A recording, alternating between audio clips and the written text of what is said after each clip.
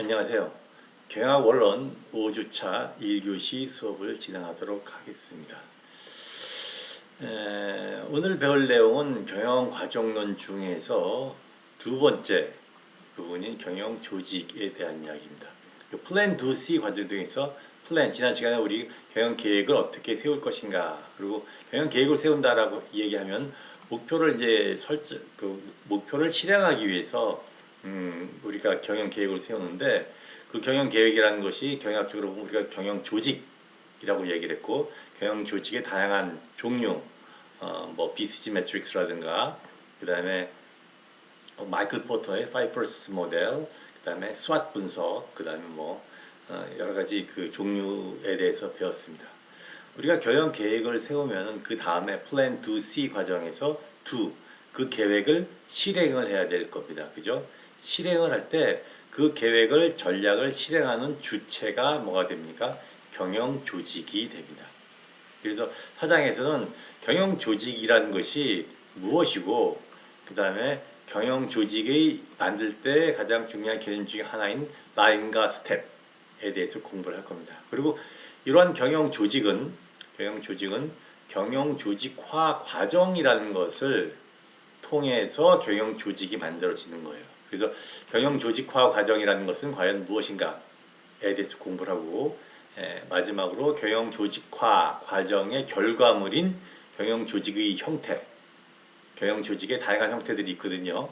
그래서 경영 조직 형태가 어떤 것들이 있는가에 대해서 여러분들과 같이 공부하도록 하겠습니다. 그리고 이 경영 조직이 결국 뭐냐면은 전장 3장에서 얘기했던 경영 계획을, 전략을 실행하는 주체가 될 수가 있을 겁니다. 그죠? 네. 그렇게 여러분들이 이해를 하시면 될 것 같아요. 자, 첫 번째 이야기가 경영 조직이라는 것이 무엇인가에 대한 이야기죠. 경영 조직. 경영 조직을 이야기하기 전에 그 전 단계, 즉 경영 조직이 왜 필요한가에 대해서 여러분들이 이해를 하셔야 돼요. 그러니까 경영 과정이라는 게 제일 첫 번째 단계가 플랜 do C에서 플랜이 끝이 나면은, 계획이 세워지면은 그 계획을 실행을 해야 되는데, 실행하는 주체가 경영 조직이 되는 겁니다. 일반적으로 경영 조직이라고 얘기를 하면은 조직화 과정을 거쳐서 누가 무슨 일을 하는가를 결정하는 결과물이다, 이렇게 볼 수가 있고, 또 달리 이야기하면은 목표를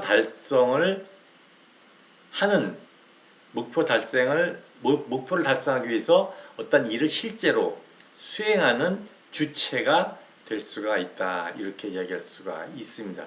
그죠? 그래서 여기서 보면 경영 조직에 대해서 여러 가지가 이야기가 나오고 있죠. 그러니까 여기서 보시면은 경영 목적을 달성하기 위해서 과연 누가 어떤 일을 할 것인가를 결정한 결과물이 경영 조직이 되고, 결국 이 경영 조직이 전에서 세웠던 경영 계획을 실행하는 주체가 된다, 이렇게 얘기할 수가 있는 겁니다. 그리고 그러한 경영 조직을 세울 때 우리가 중요하게 생각하는 게 세 가지예요. 책임과 의무와 권한을 잘 균형 잡게 우리가 규정함으로써 우리가 그 전에 세웠던, 전 단계에 세웠던 경영 목표를, 경영 계획을 잘 수행을 할 수가 있다, 이렇게 우리가 이야기할 수가 있는 겁니다. 자, 그럼 경영 조직을 우리가 만들 때 몇 가지 중요한 원칙이 있습니다. 그러니까 경영 조직이라고 얘기하면은 경영 계획을 실행하는 주체가 되는데, 그 주체를 어떻게 만드냐에 따라서 경영 계획이 잘 달성될 수도 있고 잘 달성되지 않을 수도 있을 겁니다. 그죠? 그래서 경영 조직을 만들 때 우리가 사용하는 몇 가지 원칙에 대해서 우리가 한번 알아보도록 하겠습니다. 첫 번째는 뭐죠? 목적의 원칙이에요. 목적의 원칙. 이건 뭐냐면 명확하고 일관되게 어떤 잘 정의된 목적을 가지고 있어야 된다는 얘기입니다. 그래서 만약 그 전체 구성원이 100명이다.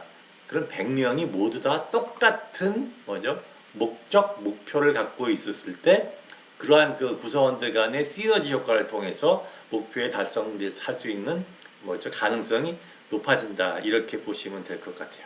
그래서 제가 전에도 말씀드렸던 것 같은데 어떤 회사가 잘 될 것이냐 못 될 것이냐를 우리가 판단하기 위한 몇 가지 가장 쉬운 방법 중에 하나가 우리가 회사에 딱 들어가서 제일 처음에 만나는 사람이 뭐지 경비원이 될 수가 있을 겁니다. 그죠? 경비원들한테 물어보는 거예요.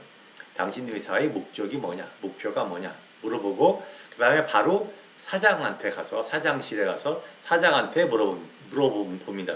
당신 회사의 목적이 뭡니까? 목표가 뭡니까? 그래서 만약에 사장하고 그 다음에 경비원하고 똑같은 목적을 이야기한다. 그럼 그 회사는 잘 될 수 있는 가능성이 굉장히 높은 거예요. 왜냐하면 조직 구성원 전체가 똑같은 하나의 일정한 목표를 가지고 움직이기 때문에 그럴 땐 1 더하기 1이 2보다 커지는 그런 시너지 효과를 낼 수가 있고 그랬을 때 그 조직은 목표 성과 달성에 훨씬 더 빨리 정확하게 갈 수가 있다. 이렇게 볼 수가 있는 거예요. 그래서 사실은 이러한 목적의 원칙 같은 경우는 리더가 사장이 리더십을 발휘해서 모든 구성원이 그 회사가 정한 목표로 똑같이 방향을 맞출 수 있도록 그렇게 해야 되는 그 리더십이 굉장히 필요하다. 우리가 이렇게 볼 수가 있겠죠. 그죠?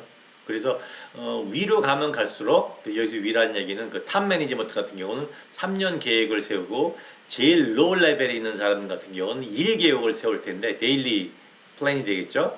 그 데일리 플랜 1 계획이 결국 모여서 주 계획이 되고 주 계획이 모여서 월 계획이 되고 월 계획이 모여서 분기 계획이 반기 계획이 1년 계획, 그 다음에 1년 계획이 2년 계획, 3년 계획 이렇게 1계획부터 그 다음에 뭐죠 그 장기 계획까지 이렇게 일정하게 서로 연결이 되어 있을 때 우리는 뭐죠 경영 조직이 목표에 달성할 수 있는 가능성이 높아진다 이렇게 우리가 얘기할 수가 있는 거예요. 그죠? 첫 번째 목적의 원칙이 굉장히 중요하다 이렇게 얘기할 수가 있어요. 두 번째는 뭐냐면 전문화의 원칙입니다. 그게 뭐냐면 이건 우리가 기능별로 그러니까 생산하는 사람은 생산을 하고 마케팅하는 사람들은 마케팅하고 어떤 직무 수행에 필요한 지식을 전문화시켜서 효율성과 효과성을 높이자라는 이야기죠. 그죠? 그다음에 이렇게 전문화의 원칙으로 이제 여러 가지 뭐죠 일이 만들어지면은 그 전문화된 업무 사이에 업무끼리 어떠한 그 갈등이 생길 수가 있는데 그럴 때 이러한 조직의 원칙으로서 어떤 그런 것을 조정해서 갈등을 없애면서 조직의 목표로 향해야 된다라는 이야기입니다. 그 다음에 네 번째가 뭡니까? 명령 일원화의 원칙이에요. 명령 일원화의 원칙. 명령 일원화의 원칙이란 건 뭐냐면 어떠한 사람은 한 사람의 직속 상급자로부터만 명령을 받는다는 얘기예요. 그러니까 어떠한 사람이 명령한 사람이 2명, 3명 이렇게 있다고 생각하면은 그 사람은 어떤 사람의 명령을 따라야 되는지 굉장히 혼돈되게 되고 그럴 경우에는 어떻게 되죠? 일 업무 처리가 어려워질 수가 있어요. 그래서 명령은 반드시 한 사람한테만 받아야 된다 이런 말이 있고 그 다음에 책임과 권한의 원칙이에요. 책임과 권한의 원칙. 어떠한 일을 먼저 수행할 때 그 일에 대한 명확한 책임 규명이 있어야 된다는 얘기죠. 그리고 그러한 일을 수행하기 위해서 필요한 권한도 같이 부여가 됐을 때 그 구성원이 그 일을 해당되는 일을 할당받은 일을 잘 할 수가 있을 겁니다. 그죠? 그 다음에 이제 6번째가 권한 위양의 법칙이죠. 뭐냐면 직무가 아랫사람들한테 위양이 됐을 때 넘겨졌을 때 그것과 동시에 뭐도 같이 넘어줘야 돼요? 권한도 넘겨줘야 된다는 얘기예요. 근데 밑에 사람한테 내 일을 맡기기만 하고 거기에 대해서 권한을 주지 않는다면 굉장히 일하기가 힘들 거예요. 그죠? 그래서 이 직무와 그다음에 권한도 같이 밑에 사람들한테 줄 때 업무가 효과적으로 수행이 될 수가 있다라는 이야기입니다. 그죠? 그다음에 7번째는 뭐죠? 계층 단축화의 원칙이에요. 계층 단축화. 계층 단축화라는 건 뭐냐면 의사결정 단계가 짧을수록 좋다는 얘기예요. 왜 짧을수록 좋으냐면 짧을수록 실행이 빨라지겠죠. 예를 들어서 어떤 의사결정을 하는데 3개의 단계의 결제 과정이 필요하고 B 회사는 A 회사는 3개의 결제 과정, B 회사는 10개의 결제 과정이 필요하다. 그럼 어떤 회사가 훨씬 더 의사결정이 빨라집니까? A 회사가 빨라지겠죠. A 회사가 빨라지면 그만큼 외부 환경의 대응에 훨씬 더 빨리 할 수가 있고, 따라서 조직 성과를 높일 수 있는 가능성이 점점 높아진다. 그래서 가능하면은 계층 단축화, 그 의사결정 과정을 굉장히 짧게 하려고 많이 노력을 하고 있다. 그렇게 이해를 하시면 될 것 같아요. 그 다음에 이제 감독 한계의 원칙이라는 얘기는 하급자를 감독하는 데는 일정한 범위하고 한계가 있다는 얘기예요. 그래서 일반적으로 우리가 그 럭키 세븐, 매직 세븐이라고 얘기하는데, 한 사람이 관리할 수 있는 범위가 7개가 되기 때문에 7개를 넘어가면은 우리가 다른 뭐죠? 관리자를 세워야 된다. 그래서 우리가 한 사람이 감독할 수 있는 그 범위를 우리가 7개로 한정을 해야 된다라는 게 감독 한계의 원칙입니다. 그 다음에 이제 탄력성의 원칙이라는 거는 이제 외부 조직 환경의 변화에 우리가 먼저 빨리빨리 즉각적으로 대응할 수 있는 개방형 시스템, 오픈 시스템을 만들어야 된다라는 이야기고, 때에 따라서는 예외적 사항 같은 거를 두어서 그 유연성을 높여야 된다라는 이야기입니다. 그죠? 왜냐하면 특히 이제 21세기 같은 경우는 경영 환경이 굉장히 복잡하고 그 다음에 예측 불가능한 것이 많기 때문에 유연성을 어떻게 가져갈 것인가가 사실은 굉장히 중요한 그 관건이 되고 있어요. 그래서 경영 조직도 가능하면 유연성 있게 만들어지는 경영 조직이 좋다, 이렇게 얘기할 수가 있을 겁니다. 우리가 이제 이 50차 마지막에 경영 구조의 형태에 대해서도 여러분들한테 설명할 텐데, 거기서도 보면 이렇게 뭐죠? 유연성을 높일 수 있는 그런 경영 조직의 형태가 만들어지고 있다, 이렇게 보시면 될 것 같아요. 그죠? 그래서 지금 경영 조직을 만들 때 10가지 원칙, 그죠? 목적의 원칙, 그 다음에 전문화의 원칙, 조정의 원칙, 그 다음에 명령기론화의 원칙, 책임과 권한의 원칙, 그 다음에 권한 위양의 원칙, 계층 단층화의 원칙, 감독 한계의 원칙, 탄력성의 원칙, 예외의 원칙, 이러한 원칙을 통해서 경영 조직을 만들었을 때 우리가 그러한 조직이 목표 달성을 할 수 있는 가능성이 높아진다, 이렇게 볼 수가 있는 겁니다. 그래서 경영 조직을 어떻게 만드느냐, 결국 이 경영 조직의 원칙 10가지는 조직화 과정을 통해서 조직 구조를 만들 때 이런 원칙에 의해서 만들어야 된다라는 것으로서 여러분들이 이해하시면 될 것 같습니다.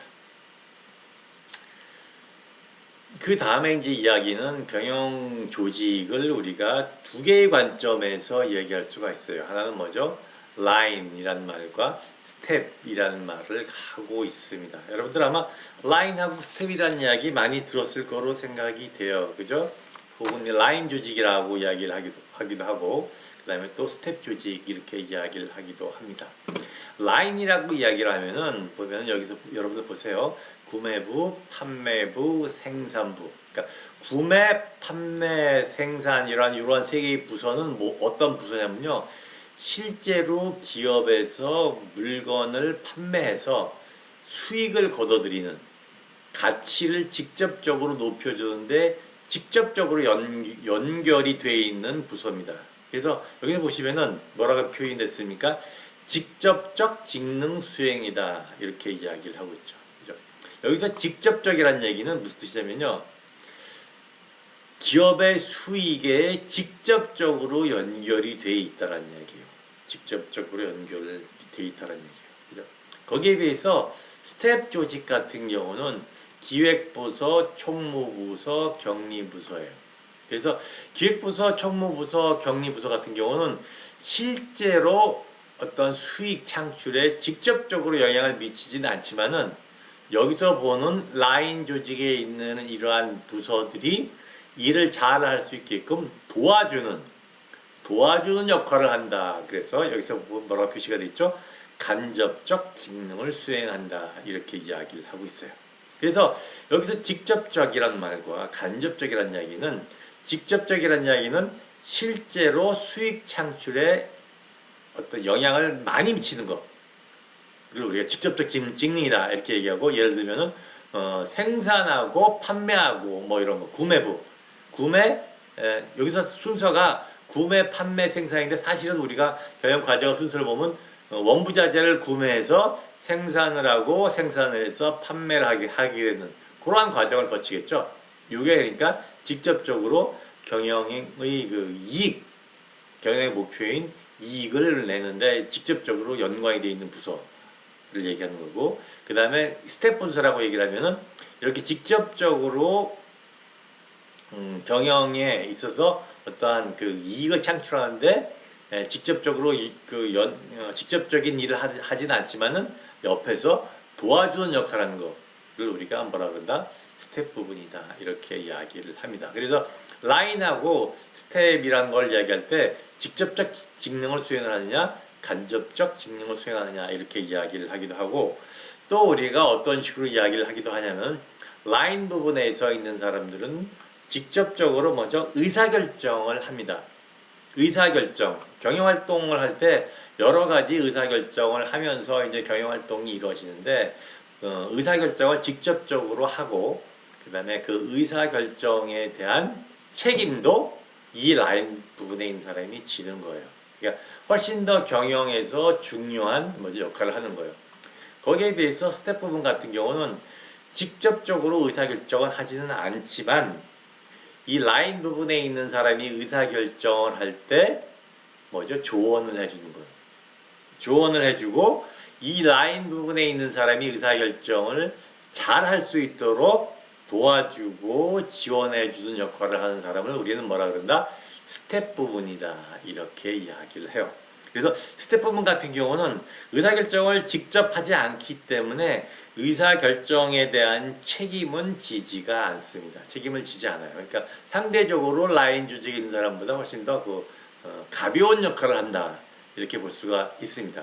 그렇지만 이 부분이 중요한 이유는 라인 부분에 있는 사람이 특히 이제 그 전문화된 그러한 부분으로 갔을 경우에 모든 전문화된 지식을 가지고 있지 않을 수도 있기 때문에 어떠한 전문화된 그러한 의사결정을 할 때는 스텝들의 어떠한 도움을 받아서 자문을 받아서 의사결정을 할 수가 있다. 이렇게 볼 수가 있어요. 그래서 이 라인 부분과 스텝 부분은 서로 분리되어 있지만은 완벽하게 분리되어 있는 관계가 아니라 서로 이렇게 연결이 되어 있어서 도와주고 도움을 받는 그러한 형태의 그러한 조직 형태다.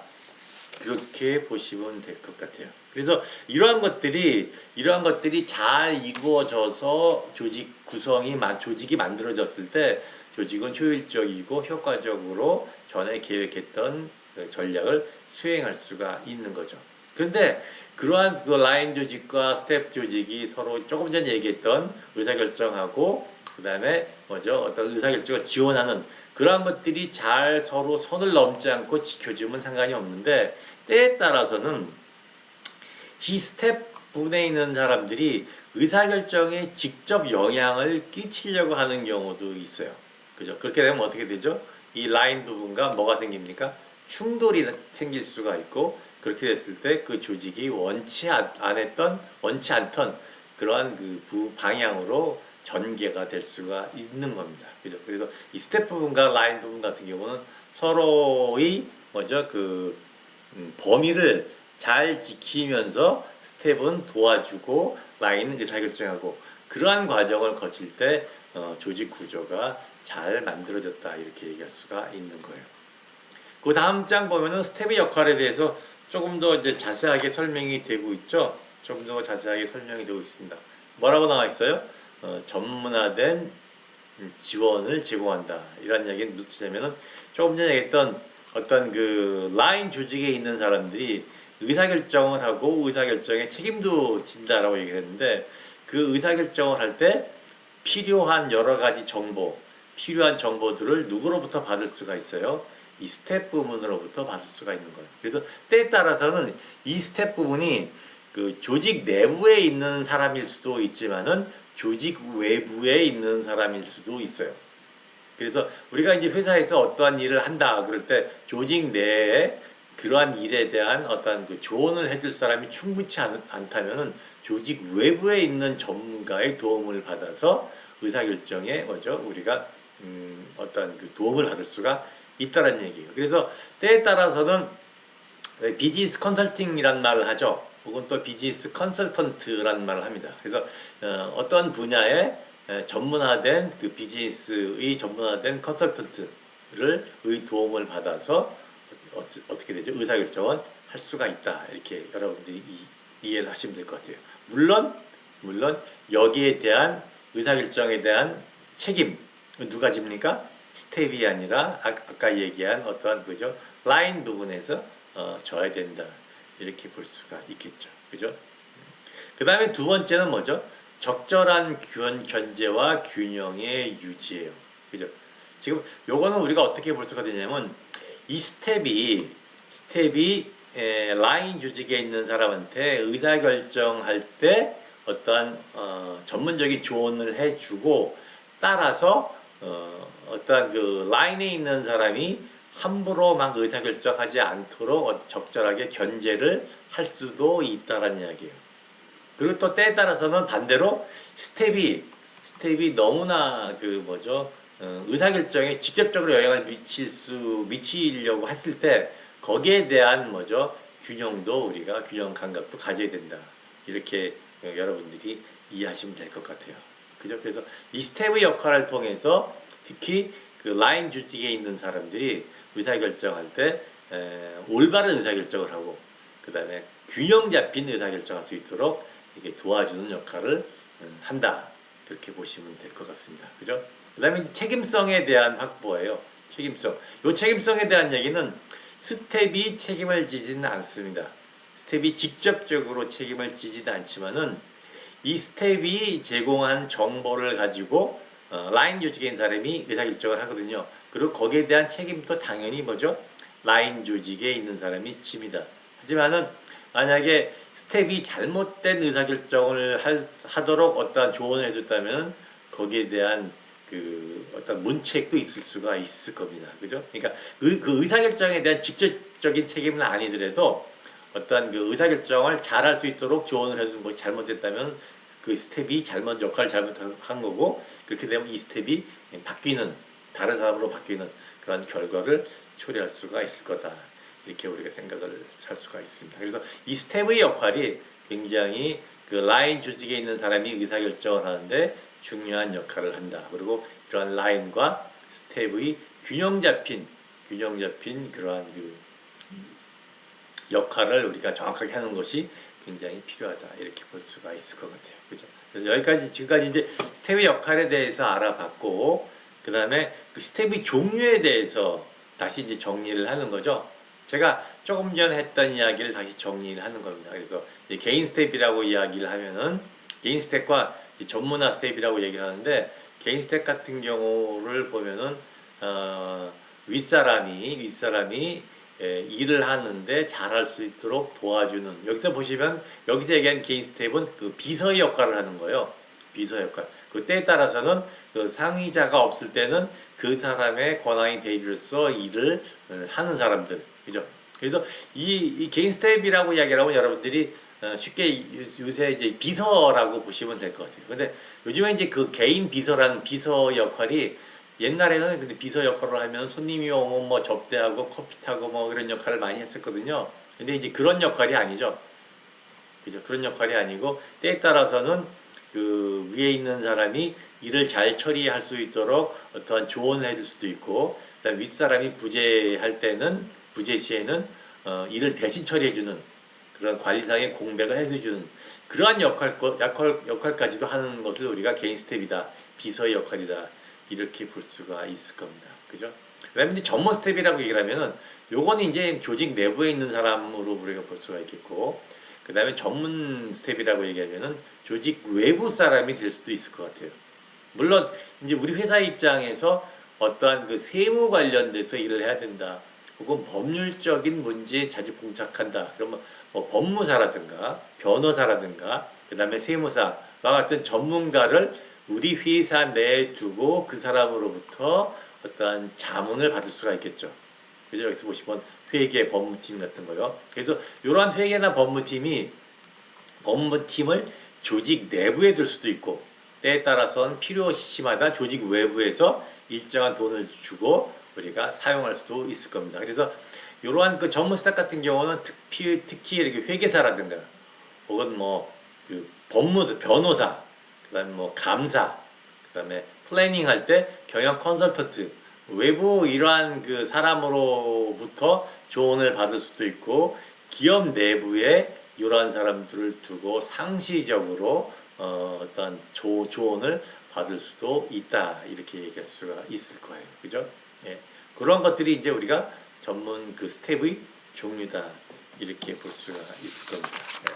그래서 첫 시간에는 뭐에 대해서 우리가 공부를 했냐면은 우리가 플랜 두 C 과정에서 경영 관리 과정에서 실행하는 계획을 세우고 실행할 때 실행의 주체가 되는 경영 조직이 무엇인가, 경영 조직이 어떠한 원칙으로 만들어지는가에 대해서 여러분들이랑 얘기를 했고 경영 조직을 만들 때 중요한 개념인 라인 조직과 그 다음에 라인과 스텝이 무엇인가, 라인과 스텝이 어떻게 만들어져 있고 어떻게 서로 협조하면서 어떤 조직 구조를 형성하는가에 대해서 알아봤습니다. 그래서 이번 시간에 이 조직 정형 계획을 실행하는 경영 조직에 대해서 알아봤고 다음 시간은 경영 조직을 만들기 위한 조직화 과정에는 어떤 것들이 있는가에 대해서 여러분들 같이 공부를 하도록 하겠습니다.